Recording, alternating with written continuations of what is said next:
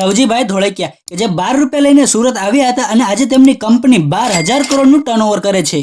તો આજે આપણે જોવાના છીએ સવજીભાઈ ધોળકિયા કોણ છે, તેમની કંપનીની સ્થાપના ક્યારે કરવામાં આવી હતી અને તેમની કંપનીનું નામ શું છે। સવજીભાઈ ધોળકિયાને પદ્મશ્રી એવોર્ડ કયા પુરસ્કારથી મળ્યો છે અને તેમને કયા કયા સમાજ કાર્યો કર્યા છે, તો શરૂઆત નાનપણથી જ કરીએ। સવજીભાઈનો જન્મ 12 એપ્રિલ 1962માં અમરેલી જિલ્લાના દુધાળા ગામમાં એક ખેડૂત પરિવારમાં થયો હતો અને નાનપણથી જ સવજીભાઈને ભણવામાં મન નહોતું લાગતું, કંઈક મોટું કરવા ઈચ્છતા હતા।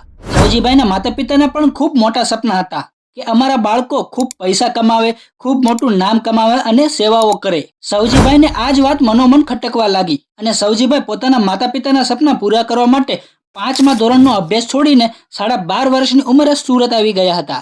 સુરત આવીને સવજીભાઈ 179 રૂપિયામાં માસિક પગારમાં હીરા ઘસવા લાગે છે। ત્યાંથી જ સવજીભાઈ હીરાનું કટિંગ અને પોલિશિંગનું બધું જ કામ શીખી ગયા હતા। માસિક પગારમાં રહીને સવજીભાઈએ બધું જ કામ શીખી લીધું હતું, ત્યાંથી કાચી રફને ખરીદવી, કઈ રીતે તૈયાર કરવી અને ક્યાં એક્સપોર્ટ કરવી, હીરાની બધી જ માહિતી શીખી સમજીને સવજીભાઈએ નોકરી છોડવાનું વિચાર્યું અને પોતે હીરાનું બ્રોકરેજનું કામ શરૂ કર્યું અને 2 કારીગરો સાથે પોતાનું કારખાનું પણ શરૂ કર્યું હતું। પહેલા તો 2 હીરા લેતા, તૈયાર કરતા અને વેચતા, ધીરે ધીરે 2ના 5 થયા, 5ના 10 થયા અને 10ના 100।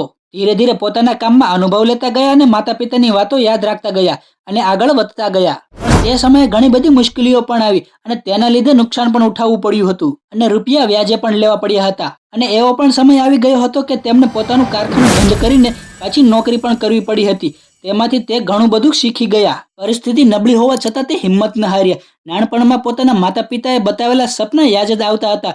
મનોમન વાત ખટકતી હતી કે પૈસા કેવી રીતે કમાવા, નામ કેવી રીતે કમાવવું। 1991માં સવજીભાઈએ ફરીથી હિંમતથી કામ લઈને પોતાની મહેનતથી હરિકૃષ્ણ એક્સપોર્ટની શરૂઆત કરી અને પહેલા જ વર્ષે 1 કરોડ રૂપિયાનું એક્સપોર્ટ કર્યું। માત્ર 2 કર્મચારીઓથી પોતાના કરિયરની શરૂઆત કરનાર સવજીભાઈ ધોળકિયાની કંપનીમાં આજે 10,000થી પણ વધારે કર્મચારીઓ કામ કરે છે અને તેમની કંપનીનું ટર્નઓવર 15,000 કરોડથી પણ વધારે છે। સવજીભાઈ પોતાના કર્મચારીઓને ઘણા બધા લાભો પણ આપે છે। પોતાના કર્મચારીઓને ફરવા માટે કાર ગિફ્ટમાં આપે છે, રહેવા માટે અપાર્ટમેન્ટ આપે છે અને તેમની કંપનીમાં કામ કરતા કર્મચારીઓને ફેમિલીને પણ ફરવા લઈ જાય છે। સવજીભાઈએ ઘણા બધા સામાજિક અને સાંસ્કૃતિક કાર્યક્રમો પણ કર્યા છે।